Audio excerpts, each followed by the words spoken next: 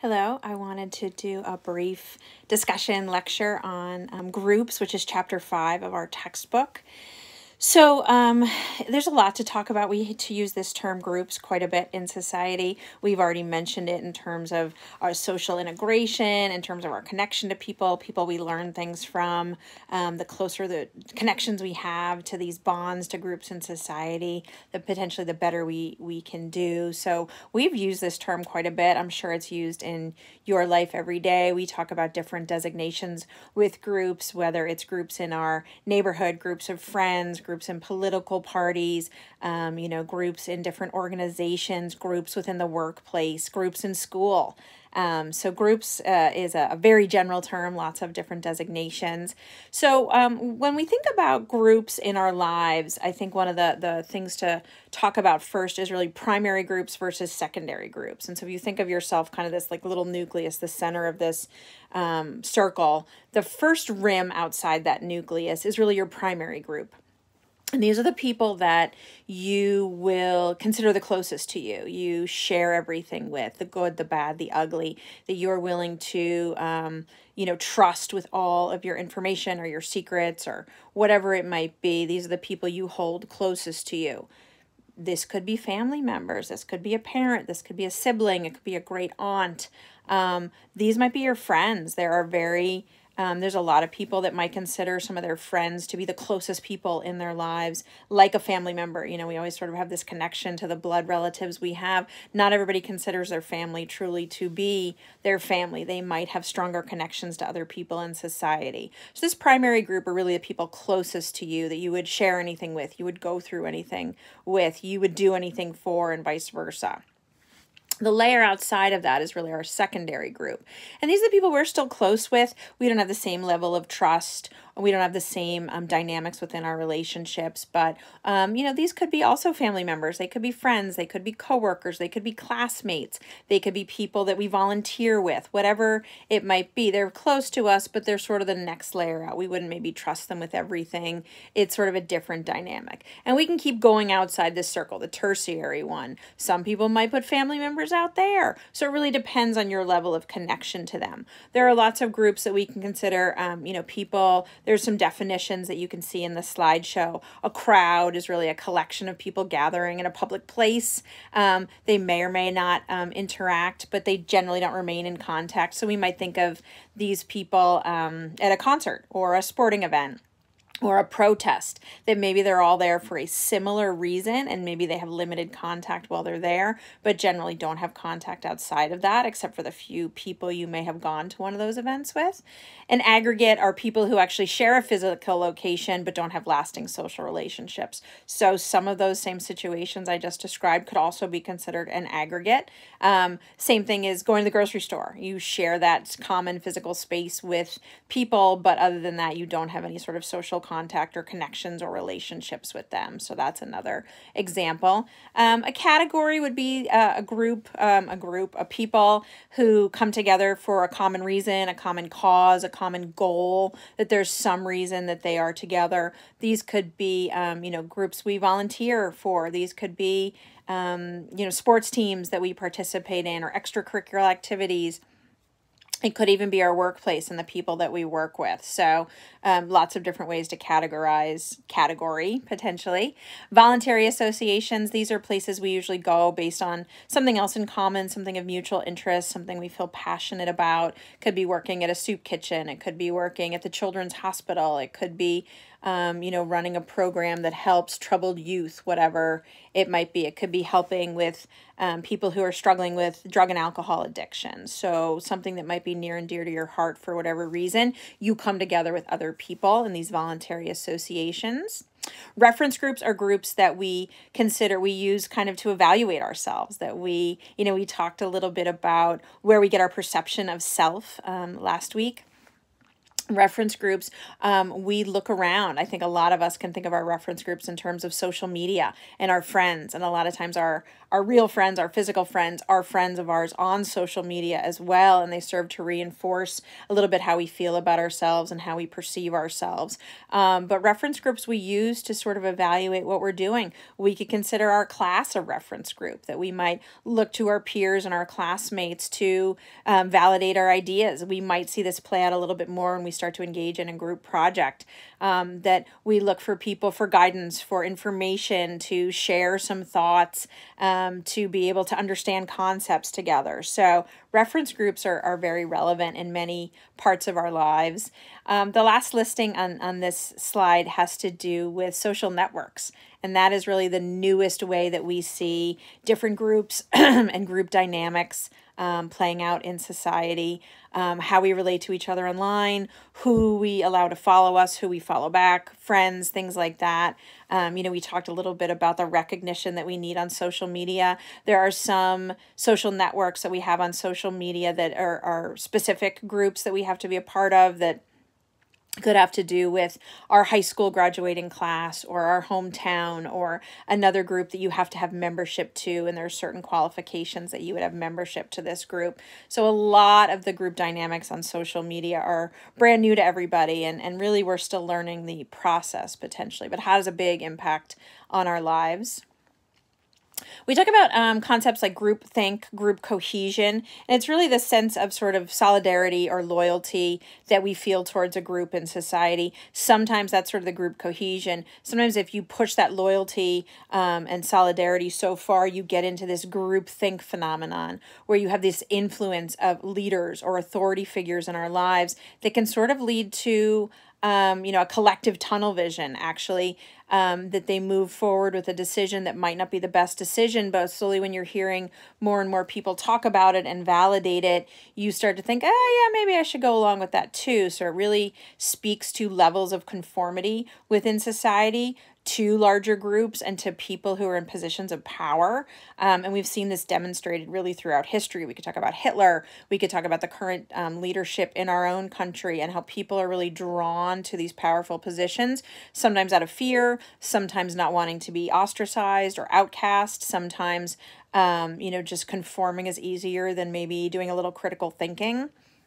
Sometimes groupthink can be very dangerous. Your textbook gives a few examples, but I think some of the prominent ones have to do with our NASA space program, not only with the Space Shuttle Challenger in the 1980s, but with the Space Shuttle Columbia in early 2000s, and really the tragic results that came from both of those missions.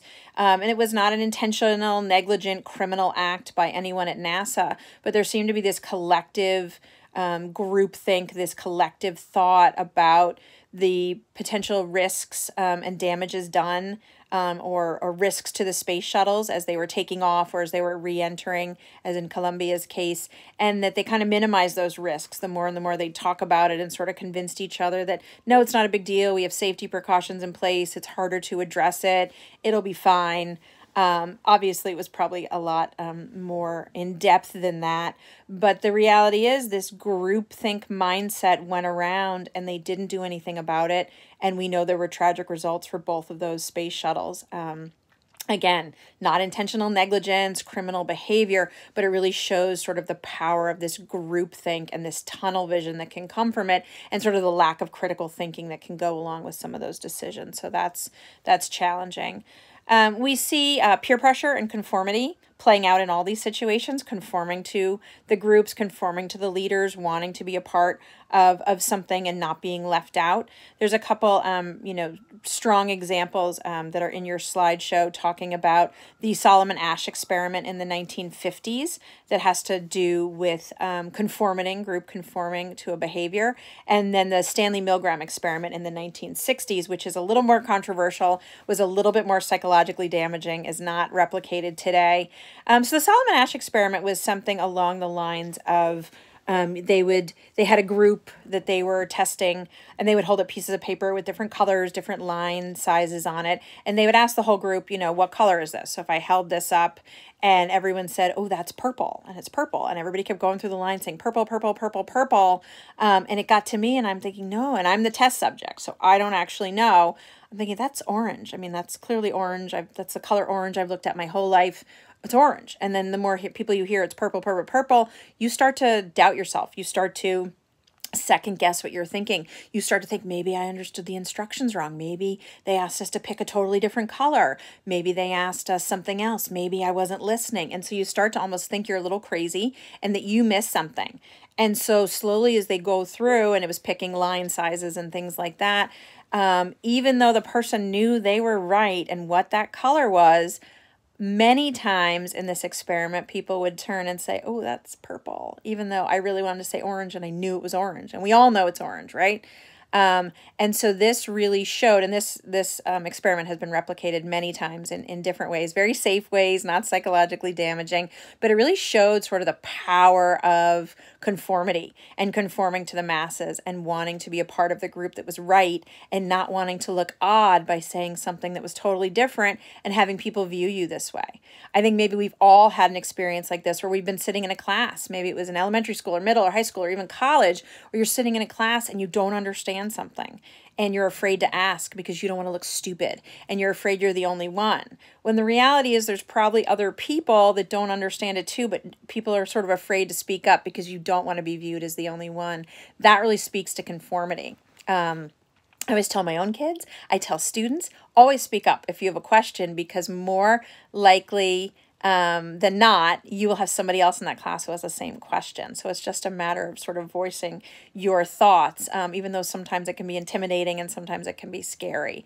But conformity is really, really powerful in a persuasive way, that we sort of engage in it more often than we realize. We can see lots of different examples of conformity through social media across the board, following trends and following celebrities and all of that.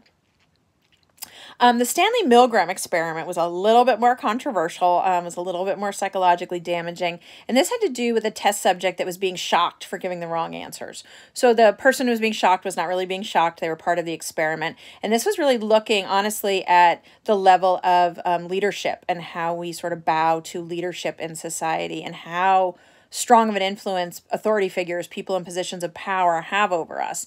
This was really done as a reflection to try to understand Hitler and Nazi Germany and why so many thousands of soldiers and citizens, millions of people went along with this really evil regime that was promoting just hate and intolerance and brutally killing millions of people. And the thought is, how do people go along with that? Did everyone feel that way? Because not everybody did feel that way. So the Stanley Milgram experiment had a test subject who was being shocked.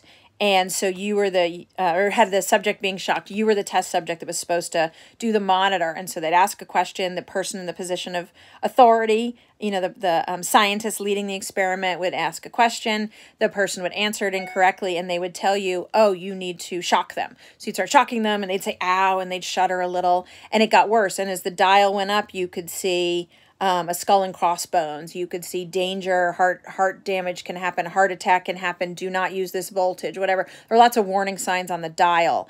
And so the more the person answered incorrectly, you're supposed to turn the dial up more. And it got to a point where the person who was allegedly being shocked was screaming in pain and clutching their heart. And very often the test subject would continue to turn the dial up because that's what the scientist was telling them to do, and they were in a position of power and authority over them, and so they were afraid to go against it.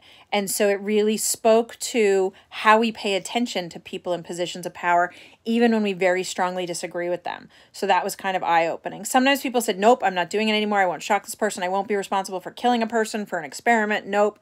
And it really spoke to the power, and it can make you understand a little bit more about people in society in positions of power and how they have this sort of unspoken, unwritten influence over individuals, and how sort of people follow along because out of fear. Sometimes it's out of respect. Sometimes they truly agree with them, but a lot of times we're really persuaded by this influence of authority and power in our lives. So Milligram's experiment showed that quite a bit. Again, not being able to be replicated. It did show a lot of psychological harm, which we do not engage in intentionally anymore with any of our psychological experiments. But it was hard for the test subject to think they were actually harming or even killing someone else. So that's not done anymore. So there are information about those experiments, A, in your textbook, and B, through links within the slideshow. The last thing I want to address, as we were just talking about leadership, would be different types of leaders. So thinking about leaders in society, we really could talk about two different types of leaders and then styles of leadership, styles of authority. So two different types of leaders would be an instrumental leader and an expressive leader. So an instrumental leader is very task-oriented, very focused, wants to get the job done, maybe delegates some responsibilities, but, kind of gives everybody a job and wants it to be done. There's a goal or several goals, and they have to be met. And so we're very structured in meeting these goals, very regimented in meeting these goals. So can be a very effective leader in their own right. Sometimes an instrumental leader doesn't always connect with people, and they're viewed sort of in the negative, like, oh, that's the boss, nobody likes the boss kind of thing, but they get the job done, which is really part of their responsibility. The expressive leader is a little bit more passive and kind of asks everyone what they want to do or how they want to help out, and sometimes delegates too much, or there's too many cooks in the kitchen and too many opinions, so they can never come to a decision and they never actually get the job done. They never meet the goals or get the task done. So they just want everyone to feel comfortable, and they want everyone to feel secure and happy, which is not bad, but it doesn't really accomplish the goals. And so they're very sort of different types of leaders. Styles of authority would be traditional, based on sort of custom birthright. We think about this maybe with the monarchy, the king, the Queen of England, kings and queens, things like that. So there's a lot of custom and tradition and heritage that goes along with a style of authority, that there's strict regulations they have to follow in their leadership capacity.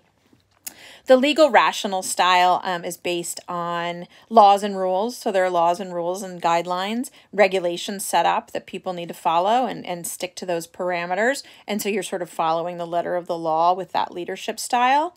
And then there's a charismatic leadership style. And this is where you see people who connect with others. This is really a personality where you just have the ability to connect and talk to people and have people feel like they're being heard. And there's this more of a human connection. And sometimes we are drawn to those people. I think a great example, and people feel very differently about him politically and certainly as a husband, is Bill Clinton, though. He did a pretty decent job within his presidential duties. There's a balanced budget. Lots of laws were, altered to be more accommodating.